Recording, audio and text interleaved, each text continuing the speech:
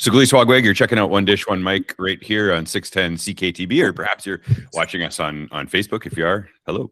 I'm here with Grand Chief Alvin Fiddler, and it's no laughing matter. This is a really big deal. That this has been a long time coming. The Ontario final agreement. We've talked a lot about child welfare on this show. It's I think the issue that we need to get right here in these territories. I wonder if you could explain for our listeners what the updates are and what the tribunal's ruling means for people listening.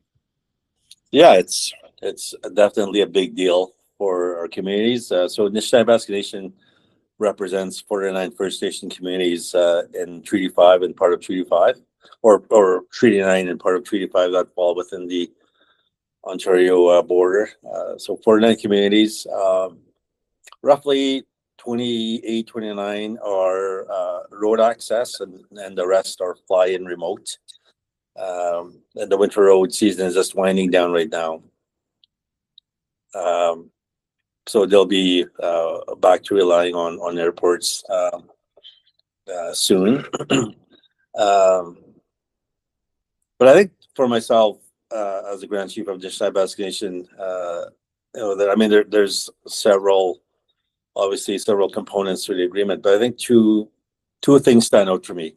One is the tribunal's recognition of the communities and the chief and councils, the leadership's authority to actually have a say in terms of how their children should be looked after.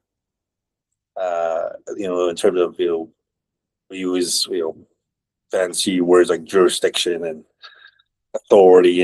And to me, that's what this agreement represents, is that families will actually have a say.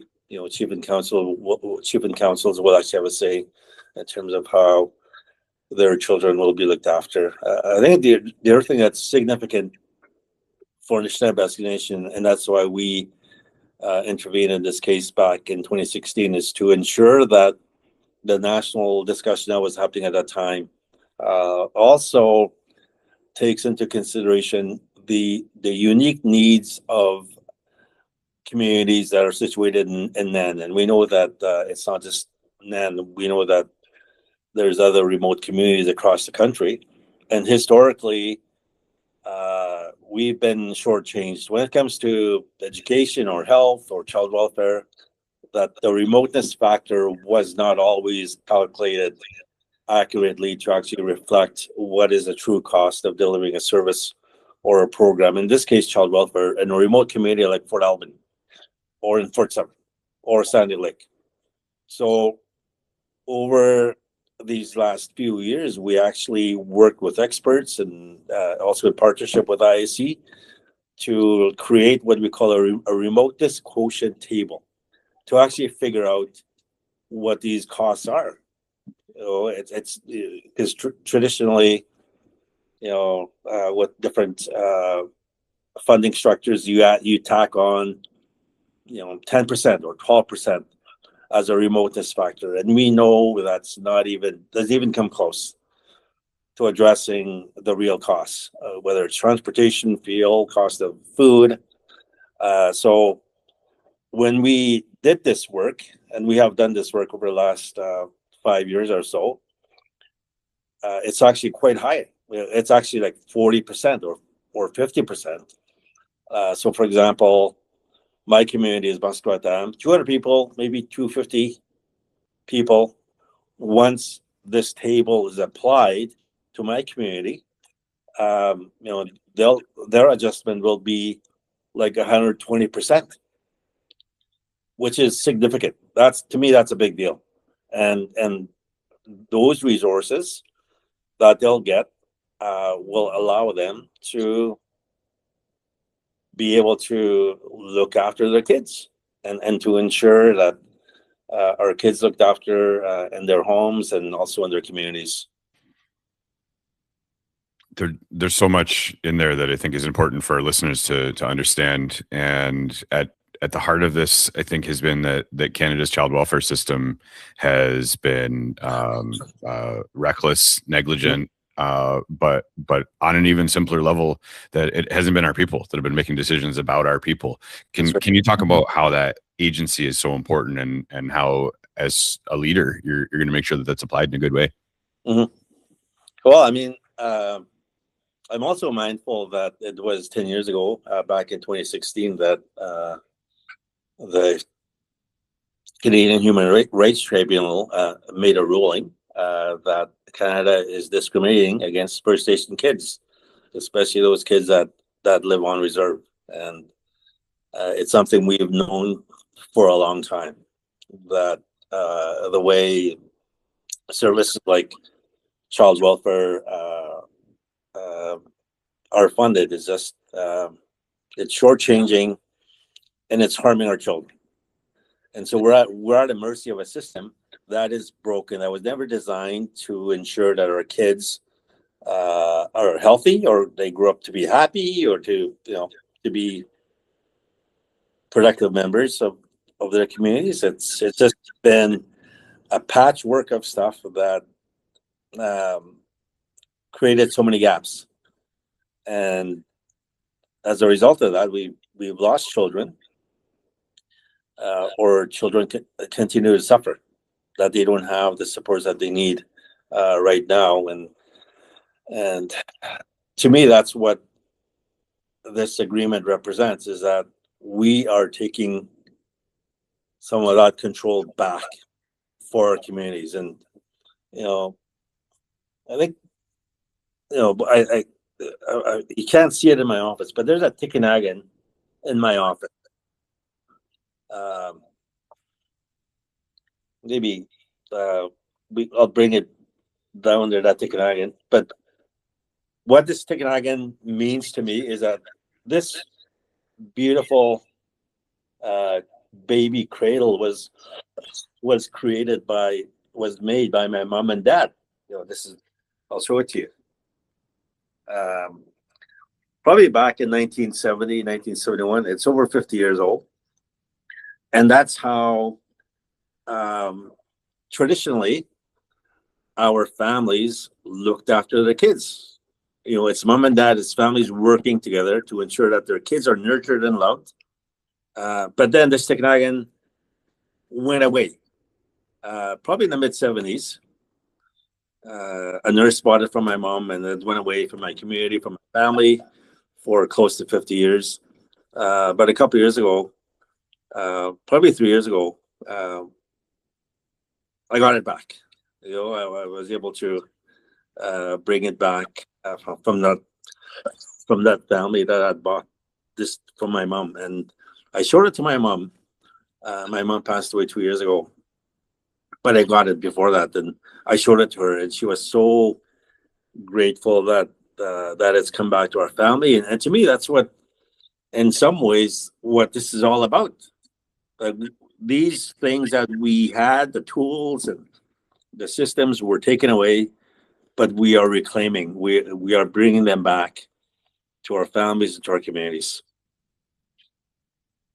It's so powerful, and I appreciate you sharing that part of your story with us. And I mean, we could go through technical details and talk about dollars and cents. APTN and other Indigenous led news sources have done a great job on unpacking that. I guess, I mean, we were talking before we went on air about how we're hosting people from Saskatchewan here, and just how it shows what level of breakdown, how these are people that are here. We're doing our best in this territory to host them. We're not ready for it. They're not really, this is not where they want to be. No one is being unkind to anybody in this process here, but it sort of shows the layers of how these systems break down.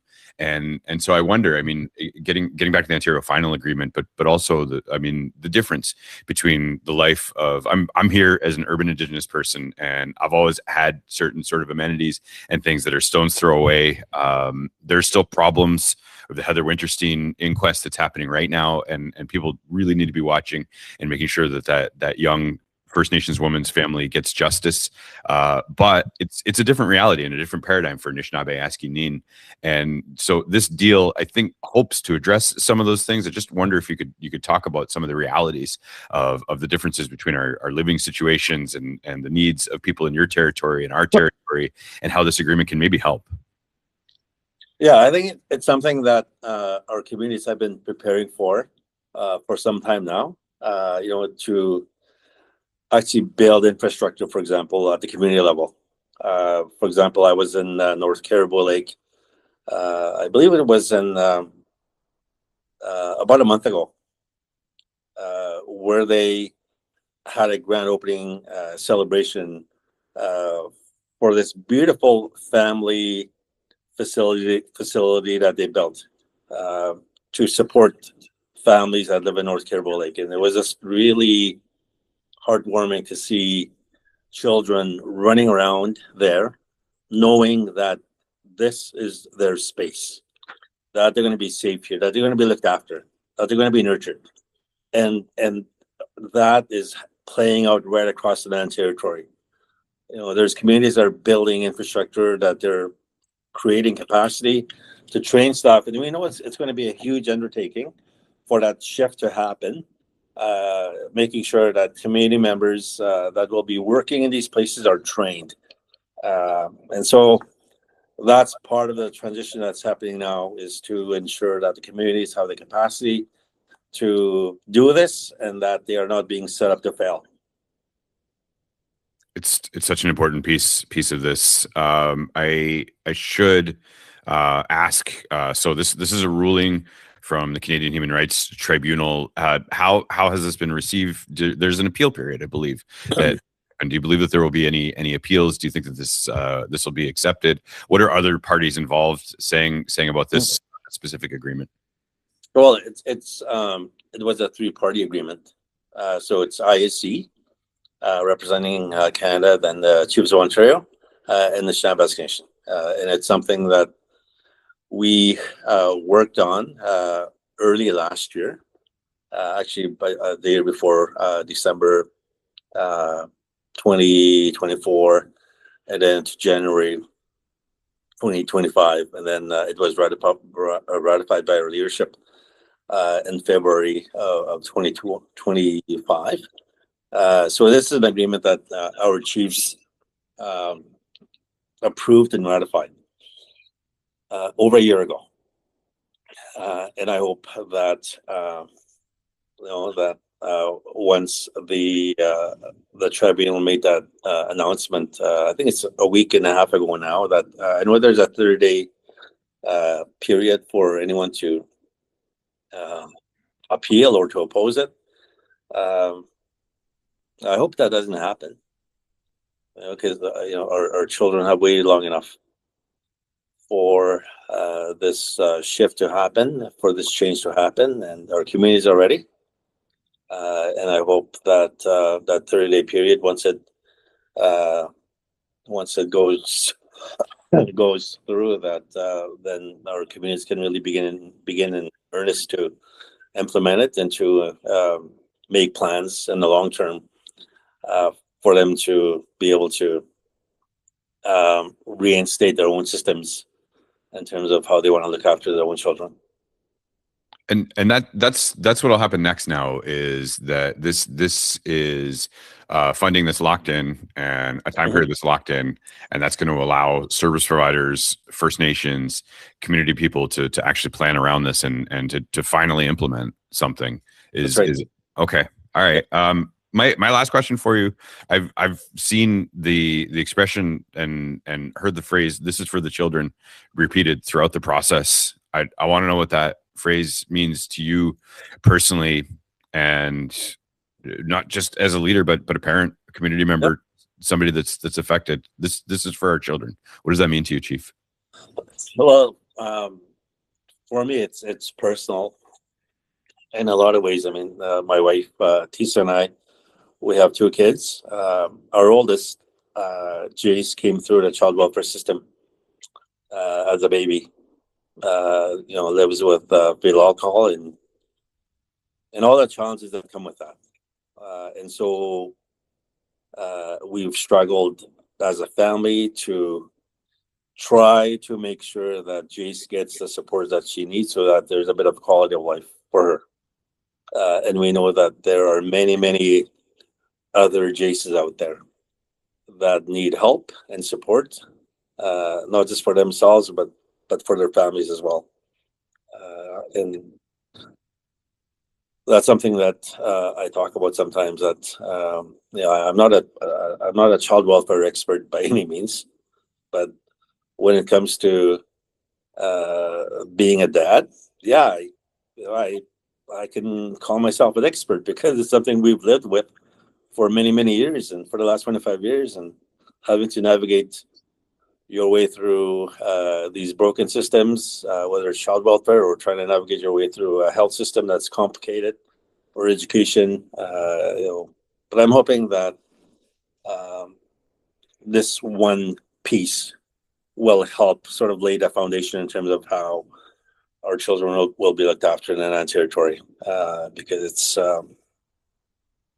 something that they've been waiting for a long time, and I know that once we put it in place, that's going to help make a difference for the lives of our kids in the Nan territory. So powerful. I'm so grateful for your time. I want to make sure that I give you an opportunity. If there's anything I haven't asked you, you want to make sure that our listeners and viewers are aware of. Is there anything you'd like the people watching this to know, or a key message you'd like people to take away from this agreement? Well, I think I talked about the work that we've been doing on the remote disclosure table to actually figure out the true cost of delivering a service in a remote setting, and we're very much willing to share this information with other regions, because I know that there's other remote communities across the country, and they are probably subject to these old funding structures where the remoteness, sort of the uniqueness and the challenges around the remoteness are not being addressed. And that's something that we made sure that is built into this agreement, and we're willing to share that information with any other community that wants it. You've been very generous with your knowledge and sharing of story and the very important work that you've done. I really appreciate you joining us on the program. I hope you'll come back again. Yeah, for sure. Yeah, thanks for having me. All right, biggest now I'll go to you. I appreciate you. Yeah, take care. Thank you much.